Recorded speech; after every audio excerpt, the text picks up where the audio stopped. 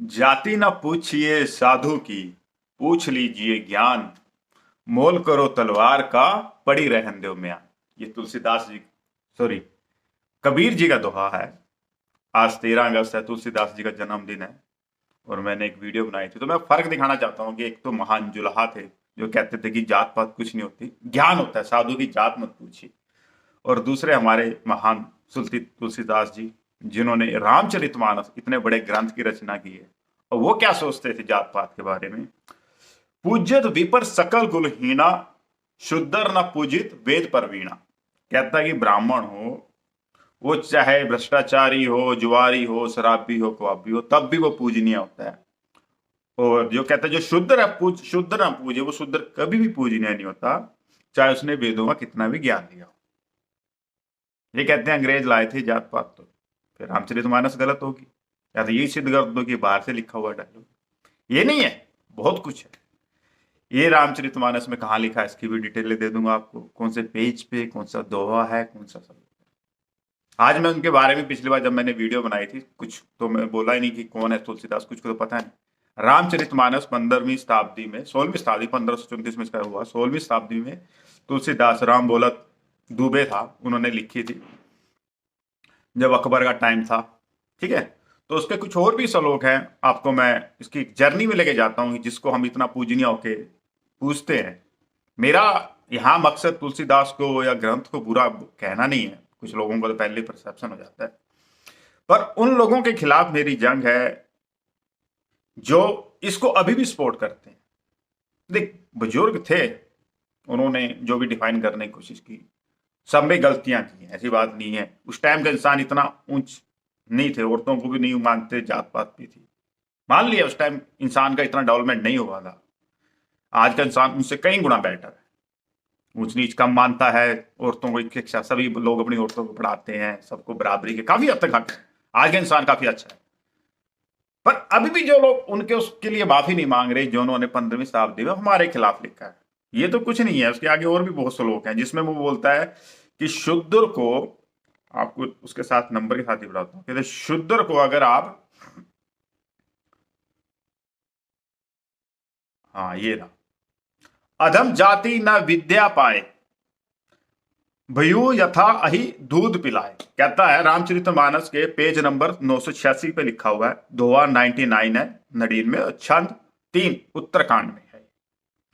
ये बोलता है कि जिस प्रकार से सांप को दूध पिलाने से वह और विषैला जहरीला हो जाता है, वैसे ही शुद्ध और नीच जाति वालों को, मतलब कि हमको, सैनी जाट पाट सारे शुद्ध, 3-15% लोगों को, इंडियन को छोड़ के, जो स्वर्ण जाति है, ब्राह्मण, बनिया और क्षत्रिय, सब शुद्ध है। ठीक है ना? नीच जाति को शिक्षा देने पर वह और जहरीला व खतरनाक हो जाता है। वो बोल रहा है कि अगर हम जैसे लोगों को, नीचों को अगर विद्या दे दी ना, वो सांप की तरह जहरीले हो जाएंगे, जैसे सांप को दूध पिला देते हैं ना। ये तुलसीदास जी अपने किसमें बोल रहे हैं? रामचरितमानस के अंदर, जिसमें राम का वर्णन हुआ है सारा कुछ। इसको लोग पूछते हैं, ये तुलसीदास जी वही हैं जिन्होंने हनुमान चालीसा लिखी है। और मैं रिसर्च कर रहा था इसके ऊपर पूरी, मगर देखते हैं क्या है यार, ये आदमी रामचरित हनुमान चालीसा भी लोग बड़े शौक से करते हैं लोग। चलो ठीक है, जिसका जैसा मन है, पर उन लोगों से सावधान रहियो जो इसको अभी भी खंडन नहीं करते। या तो इसके लिए माफी मांगो जो लोग कहते हैं कि ये श्लोक, कहो कि ये श्लोक गलत लिखे गए हैं। हम कहते हैं बाकी चीजें ठीक है, इसको मान ले तब भी ठीक है। अगर वो नहीं मानते तो, कि नहीं कहते कि नहीं ये श्लोक भी ठीक है, तो उन लोगों से बच के रहिए। जब उनके हाथ में पावर आएंगे ना, वो अपना असली रंग दिखाएंगे। क्योंकि मैं तो बात करता हूं, लोगों की साइकोलॉजी समझता हूं, वो अंदर से जहर है, निकाल नहीं पाते, क्योंकि अभी पावर में इनके पास इतनी नहीं है। बस जब आ जाएगी ना, आगे इसका वो खंडन नहीं कर रहे, तो उनकी सोच में वो है, और वो आपका पलटवार करेंगे। अभी भी है उनके हाथ में बहुत पावर। तो इन चीजों से सावधान, कौन है दुश्मन को पहचानो। देखो, पर इसकी बात सही भी है। अब मैं शुद्ध हूं, मैंने विद्या ग्रहण कर ली, अब मैं सांप की तरह जहरीला हो चुका हूं, काट काट मारूंगा इनको। तो ये होती है विद्या। तो इसलिए उसने लिखा था कि हम जो जहर उगल रहे हैं ना इनके खिलाफ, शूद्रों को शूद्र बनाए रखने हजारों सालों से, उनको विद्या का सक्सेस। वैसे आजकल भी हमारे काफी लोग अनपढ़ ही हैं, पढ़ लिख के भी ग्रंथों को नहीं पढ़ते, किताबों को नहीं पढ़ते, भेड़ चाल चलते हैं। पर जो पढ़ सकते हैं जरूर पढ़ो, अपनी जाति को, अवेयरनेस को पढ़ाओ। ये तुलसीदास आपका कभी नहीं भला करेगा, आपका भला आपके लोग करेंगे। कबीर करेगा, नानक करेगा, रविदास करेगा। देखो, इन्होंने ही लड़ाई लड़ी है। हजारों सालों से इतने ग्रंथ हुए हैं, लोगों ने पढ़े होंगे हजारों सालों से, जो महान लोग हुए जिनकी कुंडलियां भी जागी होंगी, जिन्होंने चारों वेदों का भी ज्ञान लिया होगा, सब कुछ पढ़ा होगा। मुझे एक ब्राह्मण का आप नाम बता दीजिए जो जात पात के खिलाफ लड़ा हो, जो नारी के सशक्तिकरण के खिलाफ खड़ा हो। एक सोच के बता दो भाई, ये हमारे सीधे जिन्होंने जात पात का विरोध किया। खड़े कौन हुए? आपके अपने लोग, तुलसीदास, जुल्हा, नहीं सॉरी, रवि, रैवदास एक महार जाति से थे, जो जूतों की सिलाई कर चमार जाति से थे। एक कबीर जो जुलाहा जाति से, एक नानक जो खत्री जाति से आते थे। आपका खोर कौन खड़े हुए? अंबेडकर जी, जो महार चमार जाति से बाहर आते थे। और जो फूले जी, ज्योतिराव फूले जी, जिन्होंने स्कूल खोला, औरतों 150 स्कूल खोले औरतों के लिए, पहले एजुकेशन दी, वो कहां से आते? सैनी जाति से आते थे। आपके अपना लोग ही भला करेंगे, कभी कोई दूसरा नहीं करेगा। आपको अपनी लड़ाई आप लड़नी पड़ेगी। दूसरों के लिए सिर्फ पावर गेम है, वो उनके लिए कि हम तो बड़ी जाति में जन्मे तो हमारा अधिकार है। हर एक कोई कह लेता है, अमीर कह लेता है तो मेरी हार्ड वर्किंग का। अबे तू अपने बाप के 100 किले 1000 किले लेके पैदा हुआ है, तेरी हार्ड वर्किंग नहीं आएगी। तो ये चीजें होती है, ध्यान रखना चाहिए। तो इसलिए मैं आपको कुछ सचेत कर, बहुत कुछ लिखा हुआ है इसने यार, और भी चीजें बहुत हैं जो कह रहे खुलेआम में कई बातें तो बोली भी नहीं जा सकती। हाँ, तो इन्होंने एक एक और श्लोक है जिसमें उन्होंने यादवों के खिलाफ बड़े उनकी वो की हुई है। हाँ, ये रहा, अभीर यवन कीरत खल सब पच्चित अति अधरूप जे। मैं इनके स्नैपशॉट डाल दूंगा, ये लिखा हुआ है 338 पेज में, दोहा 12 छंद 6 में। यदि यादव, अहीर में यादव, यादव यवन, यवन जो क्रिश्चियन मुस्लिम जो बाहर से आए यवन लोग बोलते थे उनको, आदिवासी, दृष्ट, सफाई कर्मचारी आदि अत्यंत पापी हैं, नीच हैं। ये सबको नीच वर्ग। कुछ यादव लोग ये बोलते हैं कि हम क्षत्रिय हैं, सैनियों में भी यही है, यदुवंशी पता नहीं लव कुश की सुल्तान वो उसको भी पूछते हैं, क्या कहते हैं, क्या कहते हैं यार उसको, जिसने 21वां क्षत्रियों को हरा दिया था, धनुष तोड़ा था जिसने, जो भी था, ठीक है ना।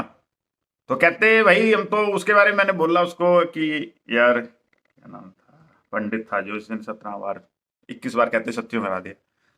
तो ये सबके लिए स्केप है यार। जो प्रजापति ये खुद ही बोल रहा है, प्रजापति जो कुम्हार है ये बोल रहा है, साम सरेआम बोल रहा है। एक में तो ये पूरी यादों को बोल रहा है। इससे पहले भी एक और इसका श्लोक है जिसमें ये, हाँ, जे वर्ण धम तेली कुम्हारा, कुम्हार भी अपने आप को क्षत्रिय बोलते हैं आजकल, प्रजापति क्षत्रिय है, तो हर कोई अपने आप को क्षत्रिय, अरे बनना है ब्राह्मण बनो भाई तो सारे अपने आप को क्षत्रिय बनाने में लगे हुए हैं, जाट भी, सबको क्षत्रिय ही बनना है। अरे चारे तो टॉप पे जाओ ना, ये नीचे फिर क्यों बैठते हो?